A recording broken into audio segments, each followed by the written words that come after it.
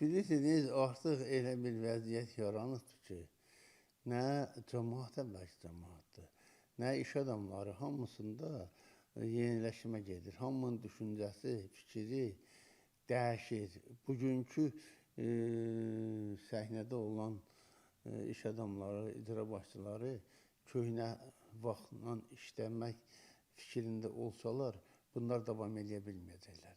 Çünki dediyim kimi, mənim kimi insanlar ağı da, qaranı da deyəcəkdir və onlar da məcbur qalıb öz çərçivəsindən kənara çıxa bilməyəcək. Çıxacaqlarsa da ən ağır cəzanı Cənab Prezident onlara verəcəkdir. Çünki Azərbaycanın, açıq demək lazımdır, 20-25 il inkişafına çox böyük, yəni bilirsən, qarşısını alıblar.